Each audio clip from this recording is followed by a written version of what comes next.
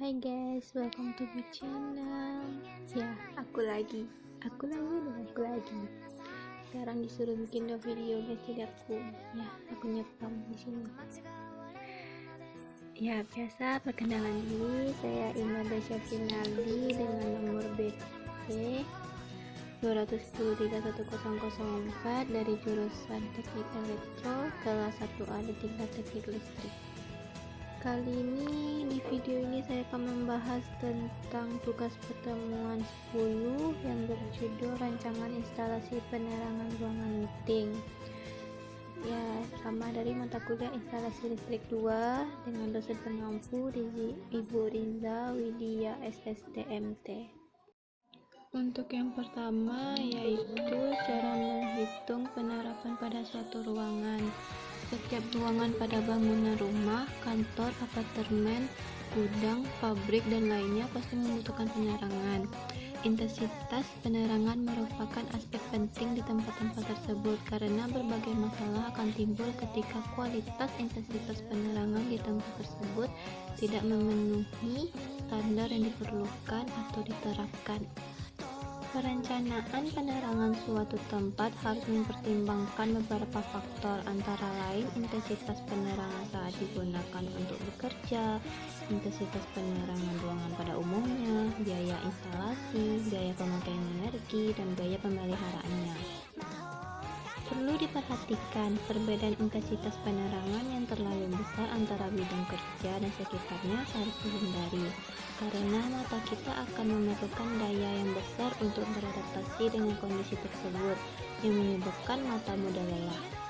Untuk mendapatkan hasil penerangan atau pencahayaan yang baik dan merata, kita harus mempertimbangkan iluminasi atau kuat penerangan, sudut penyinaran lampu, jenis dan jarak penempatan lampu yang diperlukan, sesuai dengan kegiatan yang ada dalam suatu ruangan atau fungsi ruangan tersebut. Pada dasarnya, dalam perhitungan jumlah titik lampu pada suatu ruangan dipengaruhi oleh banyak faktor, antara lain dimensi ruangan, kegunaan atau fungsi ruang, warna dinding, tipe armatur yang akan digunakan, dan masih banyak lagi. 1. Daya pencahayaan maksimum menurut SNI, yaitu yang pertama untuk ruang kantor atau industri adalah 15 watt per meter kuadrat. Yang kedua untuk rumah tak melebihi 10 watt per meter kuadrat. Yang ketiga untuk toko 20-40 watt per meter kuadrat. Yang keempat untuk hotel 10-30 watt per meter kuadrat. Yang keempat untuk sekolah 15-30 watt per meter kuadrat. Dan yang terakhir untuk rumah sakit 10-30 watt per meter kuadrat. Kita coba terapkan perhitungan tersebut di atas pada setiap ruang di rumah, kemudian jumlahkan dan bagi rata-rata.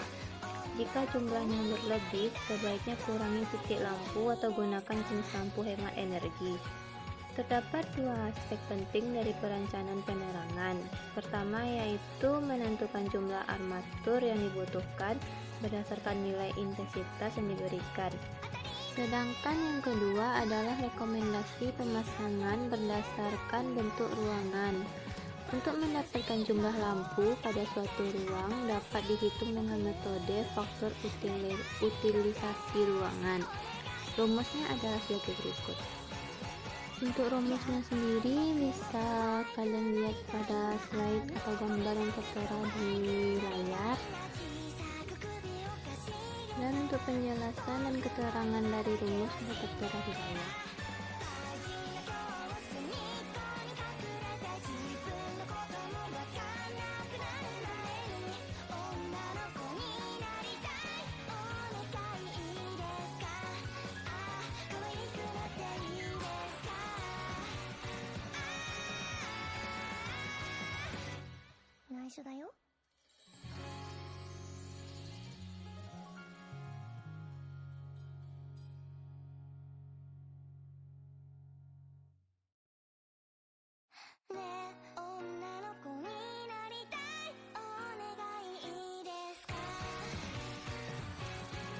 Selanjutnya untuk yang B, contoh rancangan instalasi penerangan.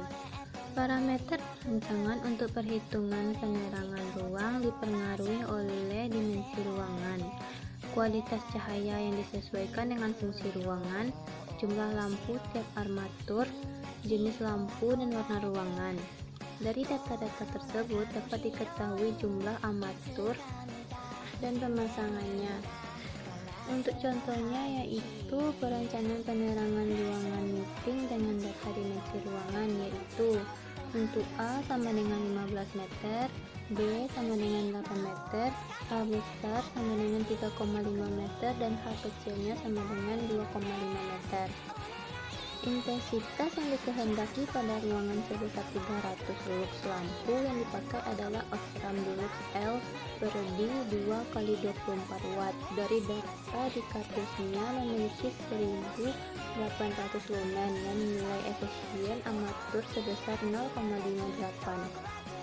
Tingkat refleksi ruangan diketahui sebagai berikut: langit-langit sama dengan 0,8, dinding sama dengan 0,5, dan lantai 0,3. Faktor utilitas ruangan diketahui dari tabel sebesar 0,91. Perhitungan dimulai dengan mencari faktor ruangan atau K. K sama dengan buka kurung A dikali B tutup kurung per buka kurung H kecil buka kurung A ditambah B tutup kurung. Nah, dari rumus tersebut kita dapat memasukkan angka-angka yang telah kita miliki tadi, seperti A 5 sama dengan 15, B 8, H besar 3,5 dan H kecilnya 2,5. Maka hasil rumusnya adalah K sama dengan buka kurung 15 dikali 8 tutup kurung per buka kurung 2,5 buka kurung 15 ditambah 8 tutup kurung. Hasil dari rumusnya ialah K sama dengan buka kurung 120 per 57,5 tutup kurung sama dengan 2. Setelah itu baru kita mencari jumlah armaturnya. Untuk rumus armaturnya sendiri yaitu N sama dengan buka kurung 1,25 dikali E dikali R dan dikali W tutup kurung per buka kurung K Pi dikali eta D dikali eta R tutup kurung. Maka hasil dari rumusnya ialah N sama dengan 1,25 dikali 300 lux dikali 15 meter dikali 8 meter tutup kurung per buka kurung 2 dikali 1800 dikali 0,58 dikali 0,91 tutup kurung. Maka hasil N atau armaturnya ialah 2,23. Jadi jumlah armaturnya adalah 23 dibulatkan menjadi 24 armatur. Disarankan dibagi menjadi 3 baris, setiap barisnya terdiri dari 8 armatur. Untuk dimensi ruangan seperti tersebut di atas dan besar daya yang dipakai jika 24 armatur yang diperlukan adalah 24 watt dalam kurung 1 buah lampu dikali 24 sama dengan 576 watt. Untuk mencari berapa ampere MCB yang dipakai pada ruangan tersebut dapat digunakan rumus I sama dengan P per P.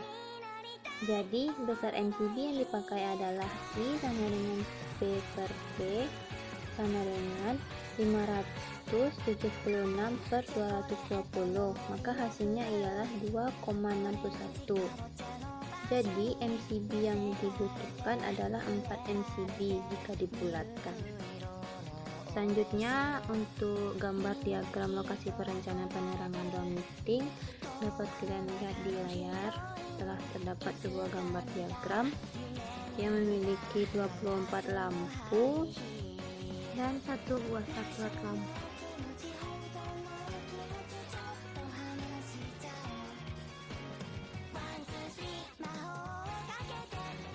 Baiklah, mungkin sekian dari saya penjelasan tentang pertemuan 10 yang berjudul perancangan instalasi penerangan ruangan meeting. Mohon maaf jika terdapat kesalahan kata, kesalahan teori, atau kesalahan penerangan dari saya mohon maaf. Saya akhiri. Assalamualaikum warahmatullahi wabarakatuh. Selamat malam semua. Terima kasih. Thank you.